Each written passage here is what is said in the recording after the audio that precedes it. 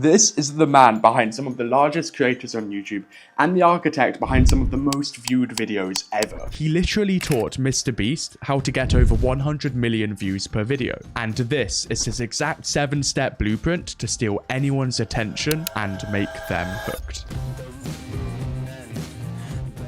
And it all starts by understanding how these creators actually view interest. You see, interest is not static. It's a second-by-second contract with your viewer. You have to constantly reaffirm this and remind your viewer why they clicked on your video in the first place. And there's one way to do this. You see, Mario understands that interest is a balance between novelty and familiarity. I know that sounds confusing, so let me explain. Novelty is simply something you haven't seen before. It's MrBeast giving away $1 million in a YouTube video, or a billionaire sharing his business advice. Although novelty won't get you anywhere on its own, it's recognizable topics, formats, or other elements which allow a viewer to feel safe clicking on your video. When people make the decision whether to click on a video or not, it's often based on what they have enjoyed in the past. However, if they've never seen anything like your video before, it's unfamiliar, too scary, and they won't click on it. In fact, YouTube will likely not have recommended it to the viewer in the first place. If you look at the largest creators on the planet, many of which may be from mainstream media, MrBeast regularly uses TV show formats which we all know and love. He will also use familiar topics. However, the novelty comes in raising the bar. He will take the idea we are familiar with and blow it up using novelty. For example, he will inject a lot of money into a video idea, or a lot of production time.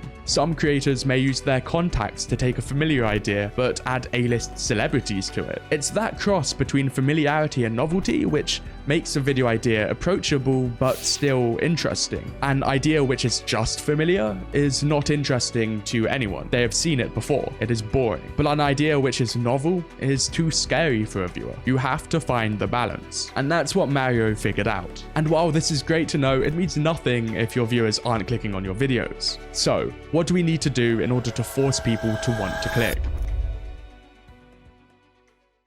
Mario states that a video's title and thumbnail creates expectations, and it is these expectations which the viewer is either interested in or not. If, based on the title and thumbnail, a viewer expects the video to be something they are interested in, then they'll click on it. But Mario takes this a step further.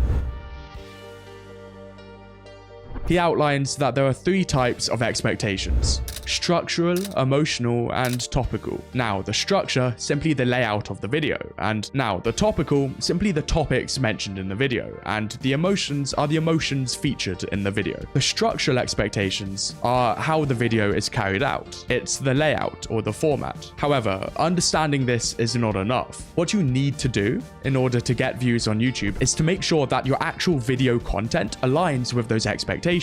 In other words, you need those expectations to be accurate. YouTube over the years has had a massive battle against clickbait, and really prioritizing this metric, and their response to it was by completely adapting the algorithm to work off of a metric called viewer satisfaction. This is a metric of how much a viewer regretted clicking on a video or not. For example, if YouTube sees that viewers who click on a certain video watch all the way through and leave positive signals and leave positive engagement, then clearly the video lined up with the expectations that the viewer had before clicking on it. And on the other hand, if viewers click off a video early on and YouTube has reason to suggest that maybe the video doesn't live up to those expectations, or that those expectations were inaccurate, in other words, the video was clickbait, then YouTube will kill it off immediately. And maybe you have seen this complete flat line in your view graphs before. But this next point will likely surprise you. Most creators seem to think that they want their viewers on the edge of their seats. They want their viewer consciously aware and emotionally heightened while watching their videos. Well, this actually is not the case. You see, the ideal viewing experience you want to create is one where your viewers are watching passively. This means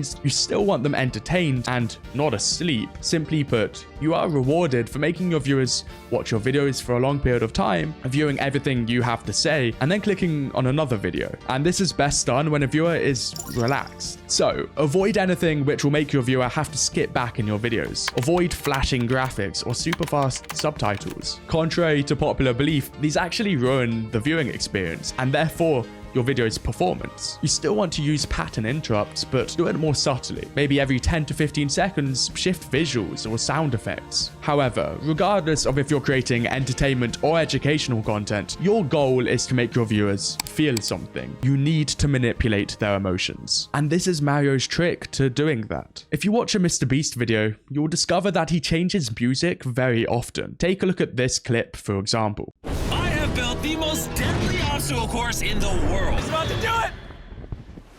Oh my god, I'm so hard. Now, he's not just doing this for the sake of it. Music is one of the best ways of driving a certain emotion. And depending on the emotion of the music you use, you can completely change the emotion felt by the viewer. Now, when a viewer changes from one emotion to another, that creates dopamine. And dopamine is what drives retention. It's what drives watch time. If we want to take our viewers on an emotional roller coaster, we can't just have one single emotion throughout our entire video. And just like how MrBeast uses music, there are many tricks we can use to vary the emotions felt by our viewers when watching our videos. Mario calls these emotional anchors, and he'll often put one every 30 to 60 seconds. Can be a new challenge or conflict which creates tension. You also want to make sure you follow up tension with resolution or levity. Creating conflicts or barriers, even things like showing failed attempts at doing something or humorous clips, are all amazing ways of varying the emotion and taking your viewers on an emotional roller coaster. And that takes us to our next point, because it is critical that you weave in uncertainty and obstacles. As I mentioned before, this isn't just for entertainment content. Regardless of what type of video you're making, you're still telling a story, and that's your goal. All content should tell a story. However, to keep a story interesting, the viewer should not be able to guess how the story goes. To do that, you need to add obstacles or twists. You need to have conflicts and sections where conflicts are resolved. We often call these re-engagement points or knowledge gaps. For example, this could be as simple as highlighting a gap in your viewer's knowledge, or maybe alluding to something else that will happen later on in the video. I wonder how this will turn out, sort of thing. And also, to further a storyline, you need to have stakes. You need to have something to lose. For example, it's pretty clear that if you don't watch until the end of this video, there's a lot you have to lose. You may spend hundreds or even thousands of dollars producing content that will likely not get any views, or you may simply just waste your time. For your viewer to watch until the end of your video, either they or yourself need to have something to lose. But that takes us to a final point. Most creators seem to think that this is optional. However, as someone who works with the largest brands and the largest influencers on YouTube, brands such as Red Bull, Deserto, JBL, PlayStation, and even the world's most followed influencers, I've come to discover a pretty hard truth, and that is the fact that stealing attention is actually pretty easy. You can get a lot of views on a single video without much effort. However, the actual challenge comes in building a brand from that attention. That means getting viewers to actually come back.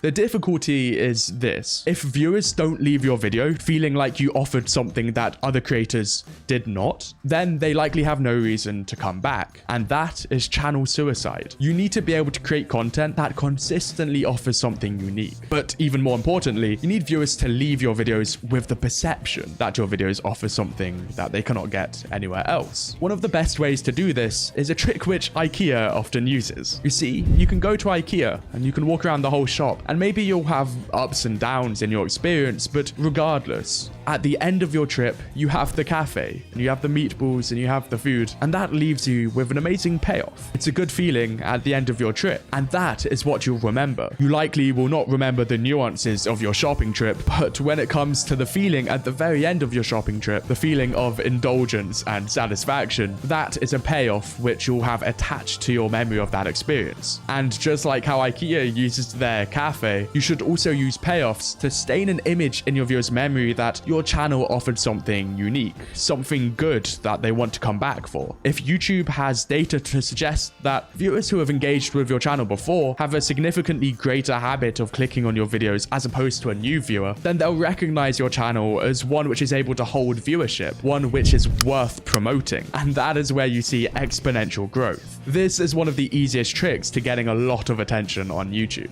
And if you want to implement all of this yourself, I've made it simple, and I've put together a 7-day YouTube masterclass guide, which is completely free. All you have to do is click the link down in the description. Thank you for watching, and I hope to see you soon.